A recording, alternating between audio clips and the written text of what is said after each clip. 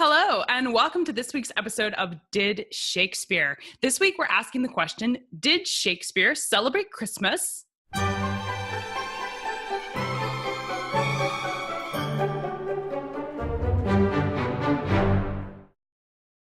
Now, before you get your 17th century knickers in a twist over this, no, there aren't any written records in Shakespeare's hand where he declared what kind of games he played at Christmas. So this isn't the kind of we know this in that I don't have Shakespeare's personal testimony attesting to this, but this is the kind of history where you look at the context and you do investigative history, where you look at what was going on in the location and in the time period in which a particular person lived to determine what they might have done.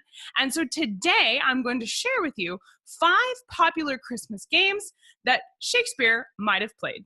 The first one is Sellinger's Round. Now, this is actually a party dance that would have been done around a maypole. If you've seen the maypole dances that they do with the ribbon and going around a pole, it's that kind of dance, which is why it's called Sellinger's Round. It's danced in a circle. There are several books and publications that refer to this dance. It was immensely popular in the 16th and 17th century. It kind of fell out of favor in the 18th and 19th centuries, but was resurrected in 1917 by a man named Cecil Sharp.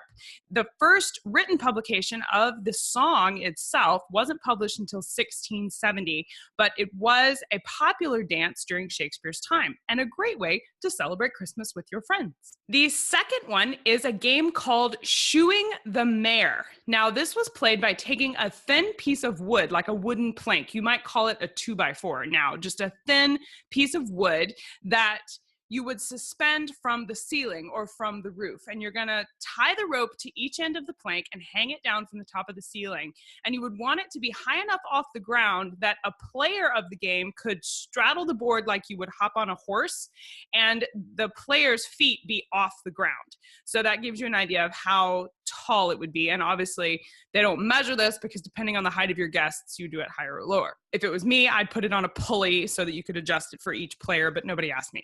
On your turn, you get up and you go and you sit on the mare. The plank is the horse in this game, and you're the person that's going to shoe the horse or the farrier. Now, in real life, you don't get on the horse to shoe it, but this is a game. So you hop on the board and you straddle it like you're riding it. And so now you're suspended on the board and your feet are off the ground. While you're that way, you have to take a hammer and shoe the mare, which means you have to hit the board 4 times on a designated spot. And if you can do that without falling off, you win. And if you fall off, it's someone else's turn. And there's even a fun little nursery rhyme that you can sing while somebody's trying to not fall off this board, presumably in your living room.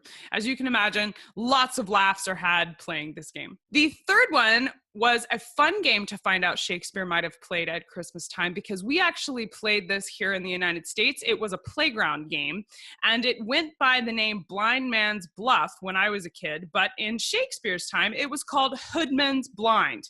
And the reason is because there is a group of players, and there's no set number. You can have as many as you want, but somebody is it.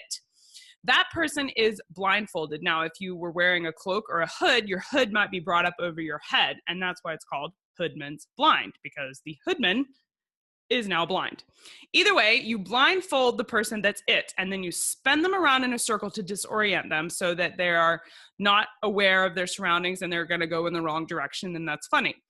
So then the other players torment this person that's it. They can poke them or pull their hair or yell at them or throw things at them to try and get them to come and chase them while blindfolded.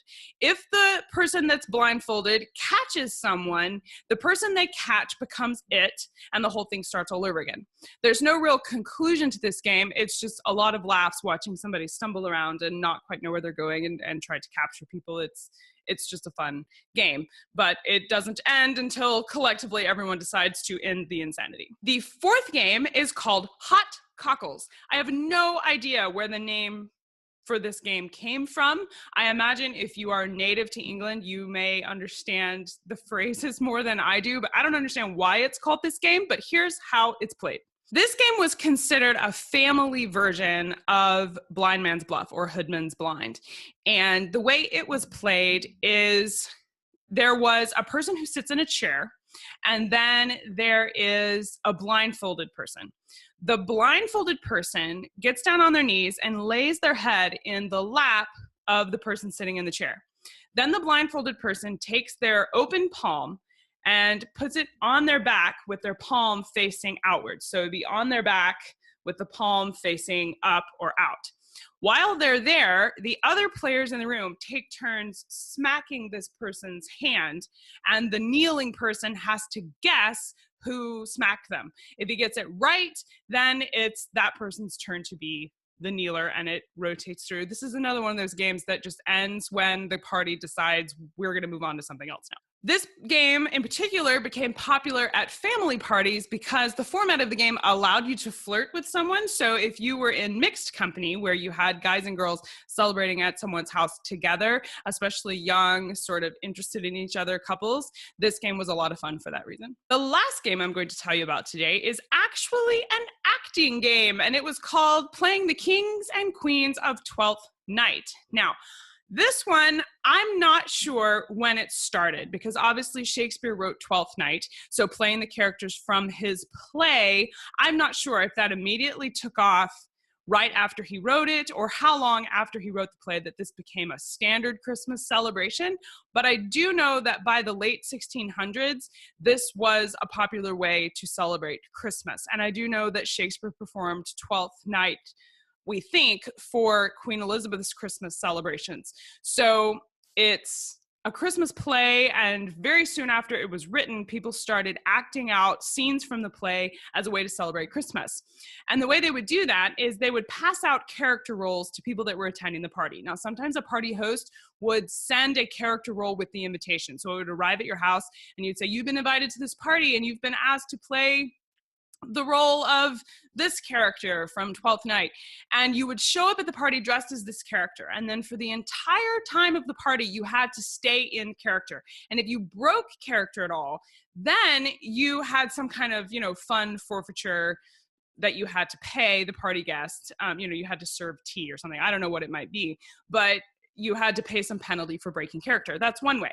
Another way that they would play it is it actually became popular to develop these printed cards that listed characters and instructions for how to play that character on it. And so once guests arrived at the party, they would draw a character card, and then they would retreat into another room, don some kind of makeshift costume from things the party host had provided, and then they would come back into the main room with the other party guests, and everyone would collectively do an improvisational version of a scene from a play. Now, I know I would love this. I think that sounds like a lot of fun. And obviously people in Shakespeare's time did too, because this was a popular way to get people together and have them sort of laugh and just enjoy hanging out with each other. Because if you think about it, they didn't have radio and they didn't have TV. And so if you're going to have fun or entertainment, you had to create the fun and entertainment. And this was one of the ways that they did that. So it was effectively a dinner show that you and your other party guests put together right there on the fly. And the play at Christmas time that they chose for this game was Twelfth Night. So it's called Playing the King and Queen of Twelfth Night. Now, being the King and Queen of Twelfth Night was a whole lot of fun. And that's the King and Queen of Twelfth Night, the celebration, not Twelfth Night the play.